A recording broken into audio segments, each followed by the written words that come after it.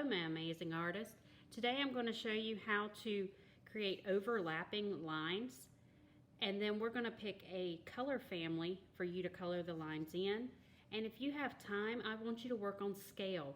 Scale is the difference between large and small. So you can see that at the front of my paper, it looks like I have large overlapping lines, and then the deeper you get down into it, they get smaller. This creates an illusion because I'm going from large lines to small lines. What you'll need is some colored markers later, but for right now you need a black ink pen, and if you have a black Sharpie or just a black marker would be fine. All right, to start, you can have a large piece of paper or a small one. Since we're going to draw so many lines, I would suggest grabbing a small piece of paper. You're going to draw just a line through your paper. It can be diagonal, vertical, it doesn't matter.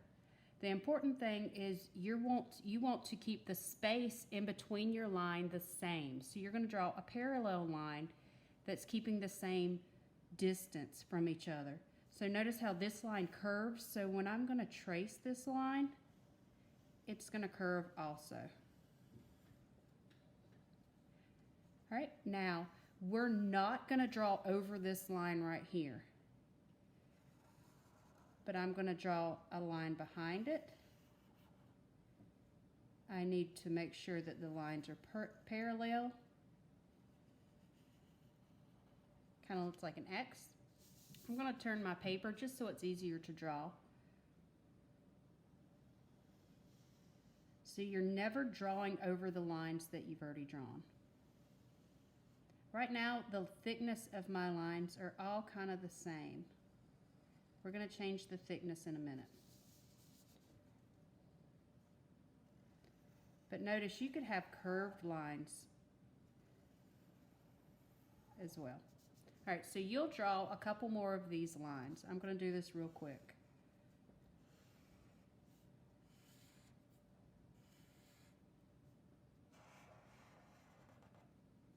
So this line right here, it's going to disappear because it would keep the same thickness and it would technically be like that. But I'm not drawing it because it's running off the page. I'm going to draw one more.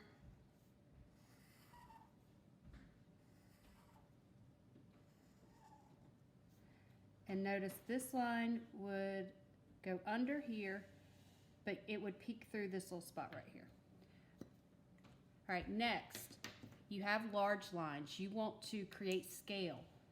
So you'd get a smaller writing instrument. I have a black pen.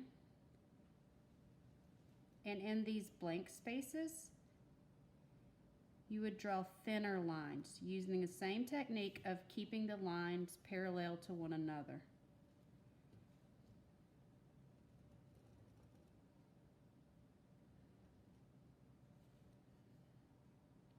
You're not going over any of the lines, you're going under them.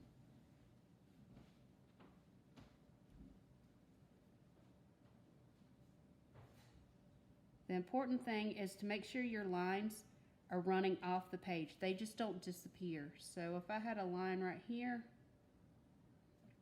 and it comes up, I wouldn't just stop because I have space open here. And I have space open here. Now you could add some curves into your line. This is a little tricky. You draw your first curve. You're going to draw the second one parallel. Bring it through.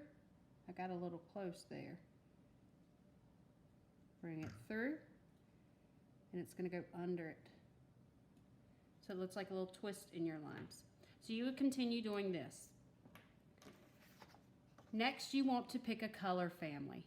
So I chose to pick the warm color, or excuse me, not the warm, the cool color family.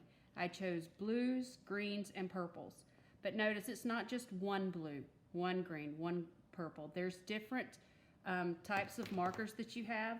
So this would be a light blue, a dark blue. I have a bluish green, green and purple.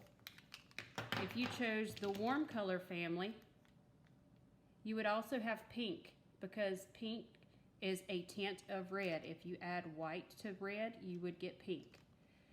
So choose a color family. You could also choose analogous, because I know in my class we've been working on analogous colors this year.